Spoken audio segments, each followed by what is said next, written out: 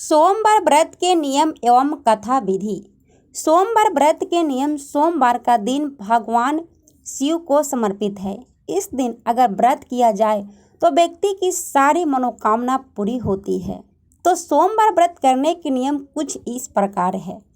Number 1, सोमवार व्रत करने के लिए सबसे पहले आपको प्रातः काल में जल्दी उठकर स्नान करना है और उसके बाद आपको साफ सुथरे कपड़े धारण करने हैं।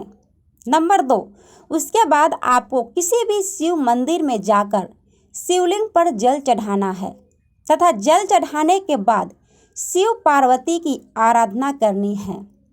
नंबर 3, सोमवार व्रत में आपको व्रत कथा जरूर सुननी चाहिए और आपको पूरे दिन में सिर्फ एक बार ही भोजन करना है। आप इसमें फलाहार भी कर सकते हैं। सोमवार व्रत कथा विधि। अगर आप भी सोमवार व्रत करके भगवान शिव को प्रसन्न करना चाहते हैं तो आप इस कथा से भगवान शिव को प्रसन्न कर सकते हैं। इस कथा को सोमवार व्रत कथा कहते हैं। बहुत समय पहले की बात है। एक साहूकार था, लेकिन उसका कोई संतान नहीं था। वह इस कारण बहुत परेशान था। वह शिव जी का भक्त था। वह संतान प्राप्ति के लिए प्रत्येक सावन सोमवार को व्रत रखता और शिव पार्वती की पूजा करता, जिससे कि माँ पार्वती साहूकार की भक्ति से प्रसन्न होकर भगवान शिव को उन्हें संतान वरदान देने के लिए आग्रह करती है। जिससे कि शिव जी कहते हैं कि जिस व्यक्ति के भाग्य में जो लिखा होता है उसे वही मिलता है।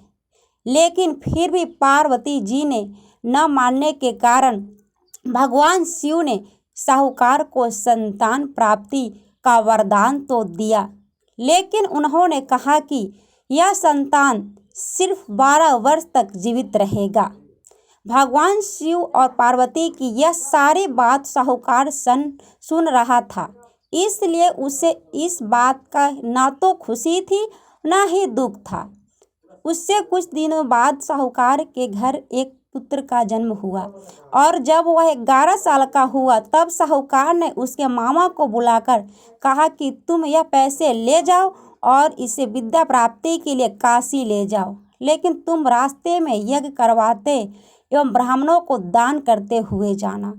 तभी वह मामा और भंजा ऐसे ही यज्ञ कराते हुए काशी की ओर जाते हैं। तभी एक नगर होता है जहाँ एक राजकुमारी का विवाह होता है, लेकिन वह राजकुमार काना होता है। तभी राजकुमार का पिता अपने बेटे की यह बात को छुपाने के लिए एक चाल चलता है और सोचता है कि क्यों ना मैं राजकुमारी का विवाह साहूकार के बेटे से करवा दूं और शादी के बाद उसे धन देकर विदा कर दूंगा। उसके बाद उस लड़के को दूल्हे के भेष धारण करवाकर उस राजकुमारी से शादी करवा दिया गया। लेकिन साहूकार का बेटा ईमानदार था तो उसे यह बात पसंद नहीं आई। साहूकार का बेटा राजकुमारी के चुन्नी में सारी सच्चाई लिख देता है, जिसके बाद राजकुमारी वह पढ़ती है तो राजकुमारी के पिता उसे विदा नहीं करते हैं। बारात वापस चली जाती है और ऐसे ही दोनों मामा और भांजा भी काशी पहुंच जाते हैं और यज्ञ करने लगते हैं। यह साहूकार के लड़के के 12 वर्ष में किया जा रहा था।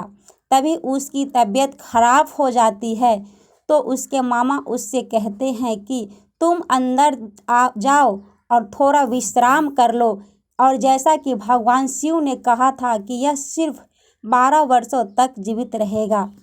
तो साहूकार के लड़के के प्राण निकल जाते हैं, जिसे देखकर उसके मामा बहुत ज़्यादा दुखी होते हैं और रोने लगते हैं। तभी वहाँ से शिव और पार्वती जा रहे होते हैं। तभी पार्वती कहती है कि मुझे इसका रोना सहन नहीं हो रहा है, तो कृपया इनकी समस्या दूर करें। तब शिव जी कहते हैं यह वही लड़का है जिससे मैंने 12 साल जीवित रहने का वरदान दिया था और इसका समय पूरा हो चुका है, लेकिन पार्वती जी नहीं मानती है और उन्हें वापस जीवित करने की आग्रह करती है। पार्वती जी के आग्रह पर शिव जी उस लड़के को वापस जीवित होने का वरदान देते हैं, जिसके बाद वह लड़का फिर से जीवित हो उठता है। उसके बाद वह लड़का अपनी शिक्षा पूरी करने के बाद अपने मामा के साथ वापस जाता है और वही नगर में पहुंच जाता है जहां उसका विवाह हुआ था, और वहां पे एक यज्ञ का आयोजन करते हैं। तभी उस राजकुमारी के पिता ने उससे लड़के को पहचान लिया और अपने महल ले जाकर उसकी खूब खातिरदारी की और अपनी बेटी को विदा किया। यहाँ साहूकार और उसकी पत्नी प्रण लेकर बैठे थे कि अगर हमें हमारे बेटे की मृत्यु का समाचार मिला तो हम भी अपने प्राण त्याग देंगे। लेकिन जब उन्हें पता चला कि उनका बेटा सही सलामत है तो वह बहुत ज़्यादा प्रसन्न होते हैं। उसी रात शिवजी साहूकार के सपने में आते हैं और कहते हैं कि मैं तुम्हारे सोमवार के व्रत से बहुत ज़्यादा प्रसन्न हूँ, इसलिए मैं तुम्हारे बेटे को लंबी आयु का वरदान देता हूँ। इसलिए जो भी सोमवार का व्रत करता है उसकी आयु लंबी होती है और उसकी सारी मनोकामनाएं पूर्ण होती है। लाइक से सब्सक्राइब जरूर